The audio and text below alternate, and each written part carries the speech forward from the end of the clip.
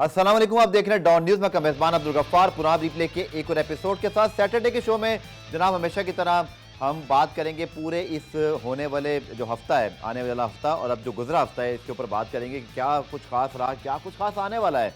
और ये जो अभी हफ्ता है जो गुजरा है बहुत ही हैपनिंग रहा, जिसके अंदर पाकिस्तान का एशिया कप का स्क्वाड अनाउंस हुआ, अफगानिस्तान सीरीज़ का स्क्वाड अनाउंस हुआ, पाकिस्तान और दीगर टीमों के जो वर्ल्ड कप के मैचेस हैं रीशेड्यूल हुए। और आज के शो में हम पूरी कंप्रीहेंसिव इसका रिकैप करेंगे। आने वाले हफ्ते में भी बहुत सारी चीज़ें एक्सपेक्टेड हैं, क्योंकि पाकिस्तान की टीम को श्रीलंका में जाना है, क्योंकि बहुत सारे हमारे सुपरस्टार्स वहाँ मौजूद हैं। लेकिन पाकिस्तान की टीम वहाँ जमा होगी 18 अगस्त को, पाकिस्तान के कोचेस भी पहुँचेंगे। उसके बाद पाकिस्तान की पहली आजमाइश होगी पाकिस्तान अफगानिस्तान सीरीज़।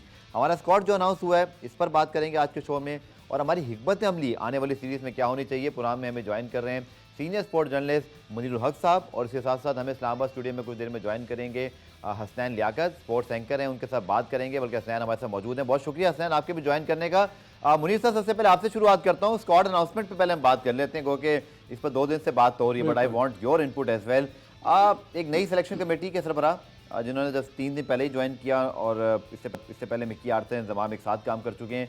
बज़ाहिर तो स्क्वाड बहुत मजबूत है, क्योंकि हमारी 11 बहुत मजबूत है, लेकिन एक दो चीज़ें हैं जिसको आगे चल के मैं आपके साथ हसनैन के साथ डिस्कस करूंगा। और मुनीर साहब, आपका ओवरव्यू क्या है स्क्वाड के ऊपर? देखिए, ओवरव्यू यही है कि स्क्वाड बुरा नहीं है, स्क्वाड बिल्कुल सही सिलेक्ट हुआ है। एक दो खिलाड़ियों का तो देखिए हमेशा मसला रहता है। शायद हम सरफराज अहमद को मिस कर रहे हैं इस स्क्वाड में, उनके एक्सपीरियंस को, क्योंकि आगे एशिया कप है और फिर वर्ल्ड कप भी है, तो वो एक ज़रूर मिसिंग लगता है। लेकिन यहाँ थोड़ा सा मूव फॉरवर्ड करने के बाद आप ये देखें कि जिन खिलाड़ियों को भी शामिल किया गया है, उसामा मीर को देख लें आप, तैयब ताहिर को देख लें, इसी तरह सऊद शकील को देख लें। ऑल्दो वनडे का इतने अच्छे प्लेयर नहीं है, लेकिन जिस तरह की फॉर्म में, अब्दुल्ला शफीक जिस तरह की फॉर्म में, उनके फॉर्म को देखते हुए ओवरऑल टीम अच्छी है। इस टीम में बज़ाहिर मुझे कुछ ऐसी नज़र नहीं आ रही। हाँ, ये है कि अगर सरफराज को शामिल कर लिया जाता है हारिस की जगह तो ज़्यादा बेहतर होता, एक्सपीरियंस आपको मिल जाता। इन केस अगर रिजवान के साथ कोई इशू होता तो बेटर रहते हो। चलिए, इस पे अभी आपके साथ मुझे कुछ आर्गूमेंट जरूर करूंगा कि इस पे जो हमारी चॉइसेस देंगे। हसनैन, आप बड़े अच्छे हमारे राइजिंग एक स्पोर्ट्स एंकर हैं, अपना शो भी करते हैं। हसनैन, आप ही क्या राय है वर्ल्ड कप स्क्वाड के ऊपर, sorry Asia cup squad, Afghanistan squad, क्योंकि यही स्क्वाड में वर्ल्ड कप इसलिए कहा गया जो कि एक्चुअली यही स्क्वाड तकरीबन वर्ल्ड कप में भी जाएगा। आपकी क्या राय है ये जो स्क्वाड अनाउंस हुआ है? गफ्फार, सबसे पहले तो आपका शुक्रिया, आपने शो में इनवाइट किया। देखिए, बात यह है कि आपने एक बड़ी अच्छी बात की कि हमारी 11 बड़ी मजबूत है, और 11 मजबूत होने से हमें काफ़ी ज़्यादा फ़वाइद भी होंगे। लेकिन स्क्वाड 11 की हद तक तो ठीक है, लेकिन फ़हीम अशरफ के ऊपर बहुत ज़्यादा कंसर्न है। 2 साल से वो टीम में नहीं है। आखिरी दफ़ा 2021 में वो बर्मिंघम में इंग्लैंड के खिलाफ खेले थे, और उसके बाद उनकी एवरेज भी कितनी अच्छी नहीं है। 31 टेस्ट मैचेस, 31 ओडीआई मैचेस में 281 रन बनाए हैं, कोई 23 विकेटें ली हैं। बॉलिंग की एवरेज उनकी बहुत ही हाई है, 47 पे है। फिर जब एशियन कंडीशंस हैं उन पे वो तकरीबन 72 की उनकी एवरेज है। इसके अलावा शान मसूद को देखिए, हमने बड़ी तनकीद की। हमने शान मसूद के ऊपर जब उनको इंक्लूड किया गया T20 के वर्ल्ड कप में, उसके बाद पै दर पे वो फेल होते रहे, लेकिन उनके ऊपर इन्वेस्ट किया गया। अभी जब वो टेस्ट सीरीज में चलना स्टार्ट हुए तो एकदम से हमने उनको ड्रॉप कर दिया, कोई रीज़न नहीं दी। हम सरफराज के ऊपर बात करते हैं कि सरफराज आपको एक एक्सपीरियंस देंगे, इस वाला एलिमेंट होगा। वहाँ पे आगे से जवाब ये आता है कि सरफराज 2 साल से या 3 साल से टीम के साथ नहीं है। इमाद वसीम के ऊपर बात की जाए तो इमाद वसीम के ऊपर जवाब ये आता है कि वो 3 साल से टीम में नहीं है। तो भाई फ़हीम अशरफ जो है वो भी तो 2 साल से टीम में नहीं है। PSL में उनकी परफॉर्मेंस बड़ी बिलो एवरेज थी। अब देखना पड़ेगा कि जो रोटी गैंग है उसकी वजह से वो आए, या फिर कोई और सिफारिश थी, कोई नई मैनेजमेंट कमेटी आई जिसने आउट ऑफ नो वेयर जो है वो फ़हीम अशरफ को सिलेक्ट किया। फिर जमान खान के ऊपर बात हो रही थी, मैं आपकी भी ट्वीट देख रहा था। जमान खान को एकदम से जो है निगलेक्ट कर दिया गया, हालांकि जिस तरह की उनकी परफॉर्मेंसेस थी, अगर उनको अभी यूटिलाइज किया जाए तो 92 में जिस तरह हमने इंजीवाल फैक्टर देखा था, इस तरह जमान खान वाला फैक्टर होता, अभी तक उनको वर्ल्ड ने इतना देखा नहीं है, तो वो बड़े लीथल साबित हो सकते थे।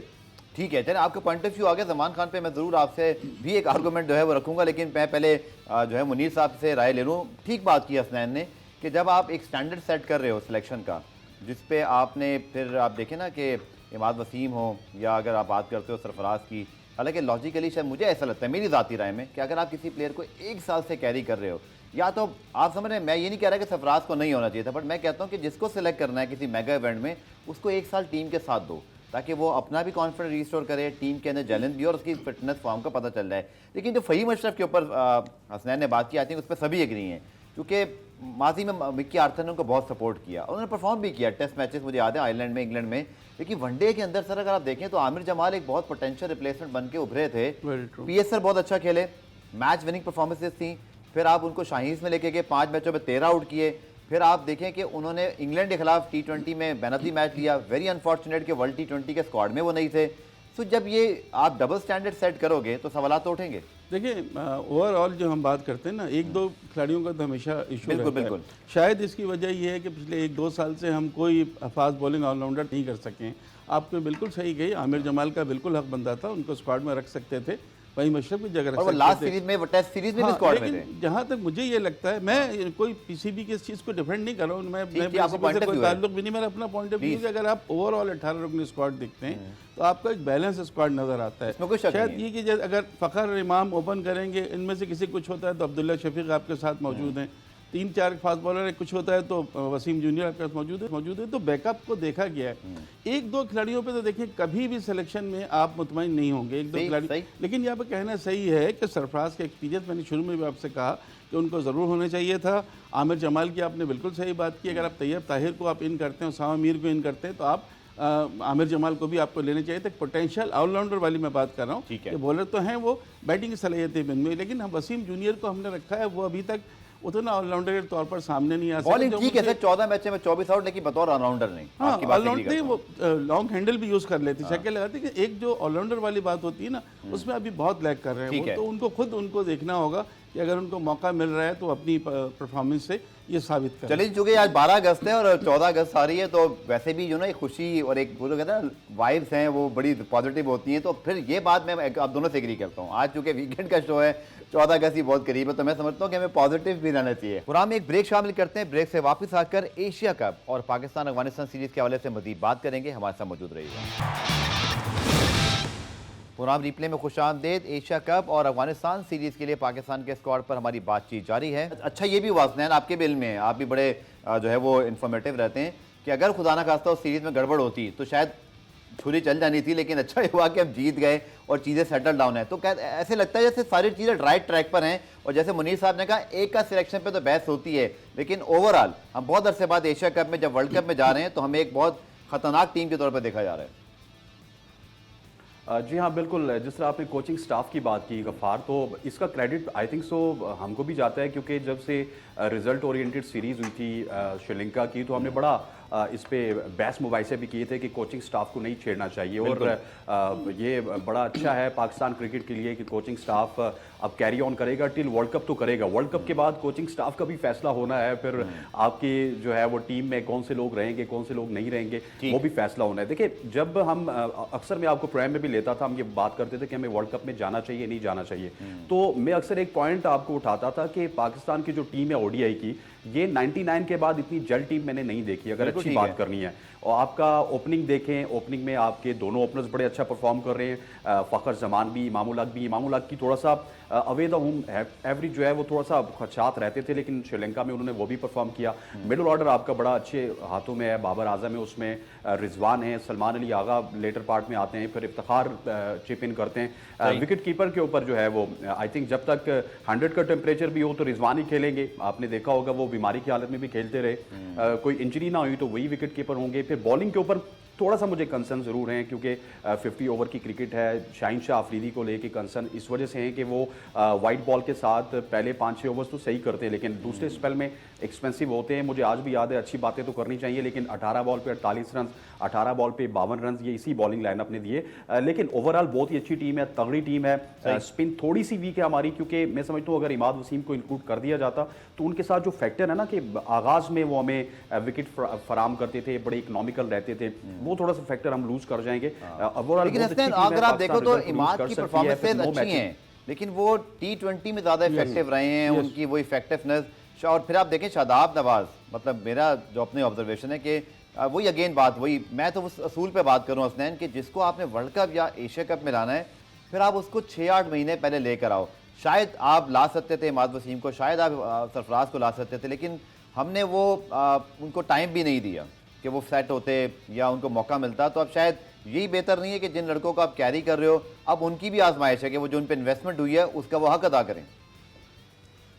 जी हाँ, बिल्कुल दुरुस्त कहा गफार आपने। देखे जो 11 की टीम है वो तो हमें कंफर्म है। देखिए परफॉर्मेंसेस के ऊपर होगा कि आया कि कोई बॉलर अच्छी परफॉर्म नहीं करता या फिर कोई बैटर अच्छा परफॉर्म नहीं करता या कोई मिडिल ऑर्डर में, तो उसको तो बाहर किया जा सकता है। लेकिन हमारा जो 11 का स्क्वाड है ये काफ़ी अरसे से यही कैरी कर रहा है। मिकी ऑथर भी इस टीम को बनाने में उनका बड़ा किरदार है, इंजी का बड़ा किरदार है इस टीम को बनाने में। इंजी जब लास्ट टाइम पे चीफ सेलेक्टर बने थे तो ये टीम बन रही थी, अभी उनको इतनी मुश्किलात दरपेश नहीं है। तो ओवरऑल जो 11 का हमारा स्क्वाड है वो बड़ा अच्छा है। अब देखते हैं कि कौन सा एक ऐसा एलिमेंट होगा जो हमें तंग करेगा लेटर पार्ट में, अगर ओडीआई सीरीज की बात कीजिए अफगानिस्तान के खिलाफ या फिर एशिया कप में या वर्ल्ड कप में। चलिए, ये मेरा अगला सवाल है आप दोनों से। पहले मुनीर साहब आपसे कि अब आप बहुत बैक टू बैक क्रिकेट खेल रहे हैं, मुझे हैरत हुई जक्का साहब ने भी ये कहा कि प्रीवियस बोर्ड ने इजाज़त दी थी तो हम कुछ कर नहीं सकते। हालांकि मेरे ख्याल में आप बतौर चेयरमैन या बतौर क्रिकेट बोर्ड आप कुछ भी कर सकते हैं। आप बात भी करें तो प्लेयर सुनेंगे क्योंकि उनका भला है। दूसरा कंपनसेट आप करने जा रहे हो, सेंट्रल कॉन्ट्रैक्ट में अच्छे खासे पैसे बढ़ रहे हैं बहुत बढ़। लेकिन आप ये देखें कि बहुत ज़्यादा नॉन स्टॉप क्रिकेट खेल रहे हैं हमारे 18 टॉप टियर प्लेयर्स। 22, 24, 26 आपकी श्रीलंका में सीरीज, फिर आप फ्लाई करके आओगे पाकिस्तान में मैच खेलोगे, then you fly back against Sri Lanka. So क्या अप्रोच होनी थी मुनीर साहब? ऐसा नहीं कर सकते हम कि शायद बैटिंग में हम लोग यही कहते हैं कि शायद इतनी ज़्यादा आपकी टाइटनेस नहीं होती, बट बॉलिंग में आपको बहुत मोहतात होकर, जैसे हसनैन ने कहा कि 11 हमारी बहुत अच्छी है, लेकिन इसी में एक खदशा भी छुपा हुआ है कि अगर हमें कोई इंजरी हो जाए तो हमारे बैकअप शायद इतने वर्ल्ड क्लास नहीं है। हमें अपने फास्ट बॉलर्स को बहुत संभाल के इस्तेमाल करना चाहिए इस आने वाली सीरीज़ में। बिल्कुल संभल के इस्तेमाल करें। तो ये तो आपका हर जगह आप ये देखें बैकअप की ज़रूरत होती है, और जो प्लेयर होते हैं उनकी इंजरी को देखते हुए आपके पास इस वक्त 3 फास्ट बॉलर तो मुझे पक्के नजर आ रहे हैं, हारिस रऊफ, नसीम शाह और शाहीन शाह अफरीदी। और बैकअप में आपने रखा हुआ है इनको वसीम जूनियर को, अगर किसी के साथ कुछ होता है।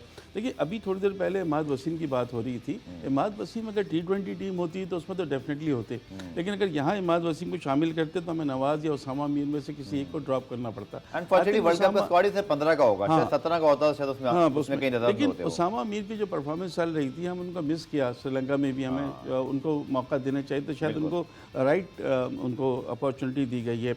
खिलाड़ियों के खेल के अभी देखें ना, कोलंबो स्ट्राइकर से खेल रहे हैं आपके कप्तान बाबर और वो सेंचुरी भी स्कोर कर रहे हैं। उधर Shaheen Shah Afridi, Haris Rauf Welsh fire Welsh की तरफ से खेल रहे हैं 100। बिल्कुल, तो वो सारी चीज़ें तो अपनी जगह हैं। किसी की कोई इंजरी हो जाती है, और इस बड़े टूर्नामेंट से पहले आपको याद होगा कि वर्ल्ड कप के फाइनल में जब आखिरी ओवर करा रहे थे शाहीन अफरीदी और वो इंजर्ड हो गए थे, कितना इंपॉर्टेंट टाइम था, फाइनल था किसी बड़े टूर्नामेंट का, बैकअप नहीं दोस्तों, बैकअप 11 में हमारे पास। उस तो तरह का ये बॉलर चीज़ें तो हमेशा आपको देखनी होंगी। इससे चेयरमैन या उसका एहतराम नहीं है, ये तो आपका जो कोचिंग स्टाफ है वो भी ये बात को कर सकता है कि ये पहले कब कर लेते हैं वर्कलोड मैनेजमेंट। तो बिल्कुल आपका काम है, जैसे आपने कहा कि प्रोफेशनल्स का यही। हसनैन आपसे 4 खिलाड़ियों को ऑस्ट्रेलिया ने अपने तीनों फास्ट बॉलर्स को Mitchell Starc, Josh Hazlewood, PAT Cummins and Cameron Green, चारों को उन्होंने रेस्ट दे दिया। साउथ अफ्रीका के खिलाफ में नहीं खिला रहे हैं उनको, इसीलिए तो उनको आगे पता है कि वर्ल्ड कप एशेज खेल के आए हैं।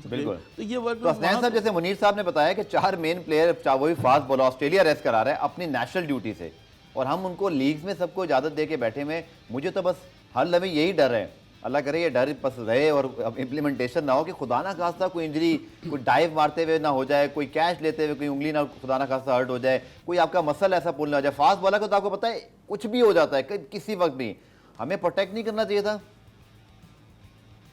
जी बिल्कुल करना चाहिए था। आपने देखा होगा आईपीएल खेलते हुए केन विलियमसन जैसा इतना बड़ा नाम न्यूजीलैंड की क्रिकेट से जसप्रीत बुमराह भी इसी तरह देखें ना, कैप्टन भी थे और वर्ल्ड क्लास प्लेयर थे।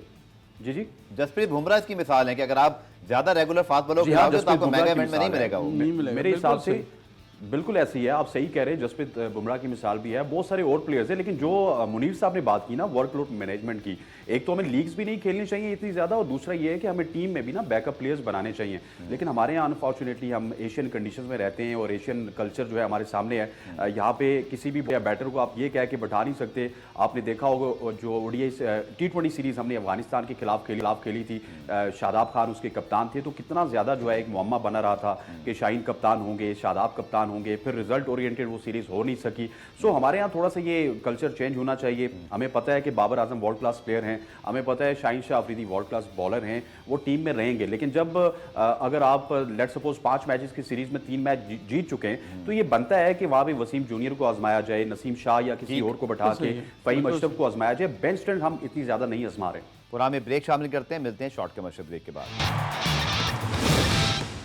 पूरा रिप्ले में खुशामदीद बात करें जनाब पाकिस्तान क्रिकेट के हवाले से। अब बात करते हैं कुछ मेरे ख्याल में अफगानिस्तान सीरीज की भी और फिर एशिया कप की जो मैचेस आ रहे हैं, क्योंकि लोग उसके बारे में बड़ा सुनना चाह रहे हैं। आप डेफिनेटली पाकिस्तान ने स्क्वाड भी जल्दी अनाउंस किया, जैसे हसनैन ने बड़ी ठीक बात की कि इस बार जब इनकी बाकी टीम सेलेक्ट कर रहे होंगे तो उनको इतनी प्रॉब्लम नहीं हुई। 2017 में हालात बहुत डिफरेंट थे, जब आपने सारे यंगस्टर ट्राई आउट करने थे और आपको सोचना पड़ रहा था। बट वाकई हमारी टीम न्यूजीलैंड सीरीज में मिकी आर्थर ग्रांट को आपको यहाँ दाद देना पड़ेगी कि उन्होंने उसामा मीर को भी खिला कर चेक किया और अब वो एक पोटेंशियल थ्रेट बने हुए हैं सारे स्पिनर्स के लिए कि जी अब आपको परफॉर्म करना है। वो ये टीम का अच्छा है, कल्चर के लिए अच्छा है। लेकिन आप मुनीर साहब क्या एक्सपेक्ट कर रहे हैं स्पेशली एशिया कप में? पाकिस्तान इंडिया मैचेस, 2 मैचेस तो कंफर्म मुझे लग रहे हैं, अगर नेपाल ने कोई अपसेट ना कर दिया तो ऐसे लगता है कि बराबर का मामला है। इस बार कोई क्लियर फेवरेट्स नहीं है। देखिए, जब भी पाकिस्तान इंडिया के मैचेस होते थे गफ्फार, आपको याद होगा कि वो इंडिया में ऐड शुरू हुए थे मौका। तो मैं बार बार यही कह रहा हूं तो 99 के बाद से अंडर प्रेशर ही हमारी जनरेशन रही कि वो तगड़ी टीम लग रही है। हमने 152 विदाउट लॉस किए थे ना, 152 विदाउट, उसके बाद से उनके कहानी तब्दील हो गई, कोई मौका अब उनके पास रहा नहीं। तो अब उनके यहाँ खुद उनका अंदाजा, आप देख लें ना, अभी वेस्ट इंडीज में इब्तदाई 3 में से 2 मैच हार गए।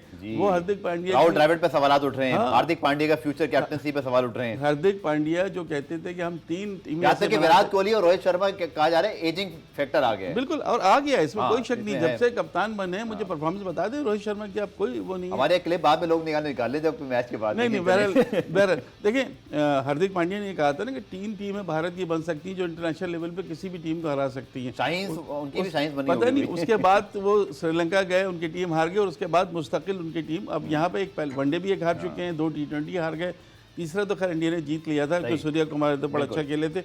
लेकिन वो सब बातें अपनी जगह। पाकिस्तान इंडिया का जो मैच होगा ना, वो मैच कितना इम्पोर्टेंट होता है वो हमें भी पता है, लेकिन वो कुछ हो भी जाता है उस मैच में।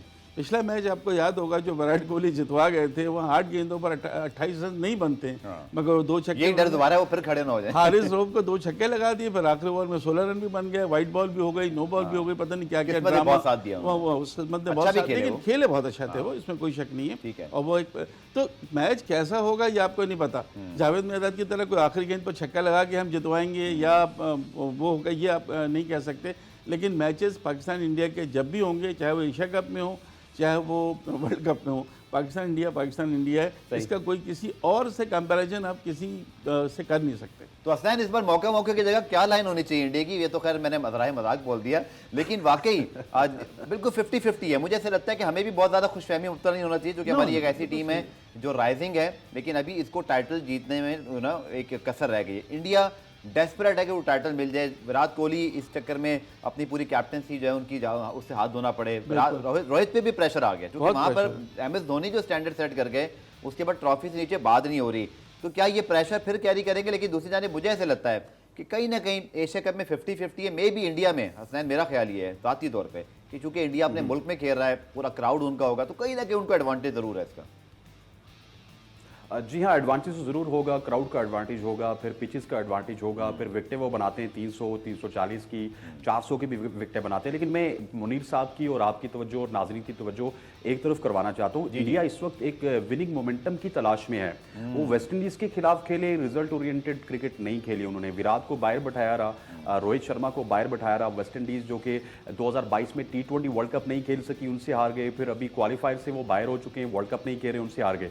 और अगर पाकिस्तान की टीम इस तरह वेस्ट इंडीज के खिलाफ खेलती और उसके बाद उसको आयरलैंड के खिलाफ जाके खेलना पड़ता, तो मैं समझता हूँ कि आपको पता है, आप ट्विटर बड़ी क्वेश्चनेबल किस्म की शेड्यूलिंग है, क्योंकि 5 T20 आप खेल रहे हो जस्ट बिफोर वर्ल्ड कप, फिर आयरलैंड जा रहे हो। तो मुझे भी कुछ समझ नहीं आई कि लगता है कि इससे बेहतर शेड्यूलिंग हमारे पड़ोसी कर सकते थे।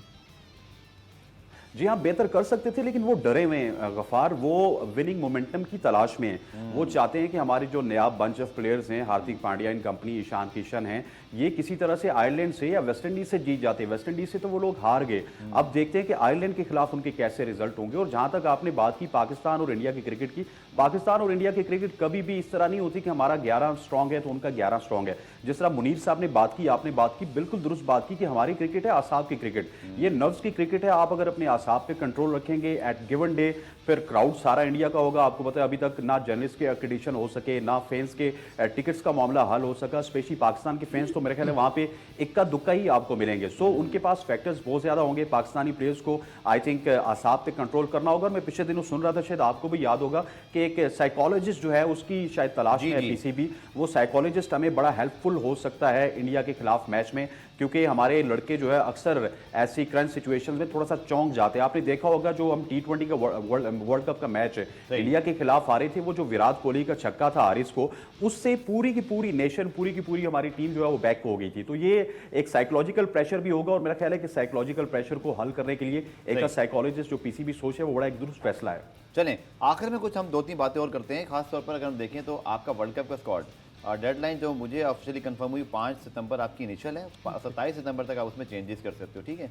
आपको क्या लगता है सर कि इस स्क्वाड में अब सऊद शकील सिर्फ एक वाहिद प्लेयर है जिनको आपने 18वें प्लेयर के तौर पर रखा है, और अच्छी बात है, यानी वो बैकअप में एक आपके लेफ्ट हैंडर भी रहेंगे जिसकी कमी है इस वक्त हमारे लेफ्ट हैंडर में। कमोबेश सर यही देख रहे हैं, यही स्क्वाड वर्ल्ड कप में जाएगा, कोई बहुत बड़ी तब्दीली तो इसमें नजर नहीं बहुत आती। बड़ी तब्दीली तो नहीं होगी, एक दो का प्लेयर चेंज हो सकते हैं, कोई ऐसी परफॉर्मेंस किसी खिलाड़ी की आ जाए, जैसे सऊद शकील है, अगर उनको खिलाया जाता है, परफॉर्मेंस दे देते हैं तो शायद उनको मौका दिया जाए।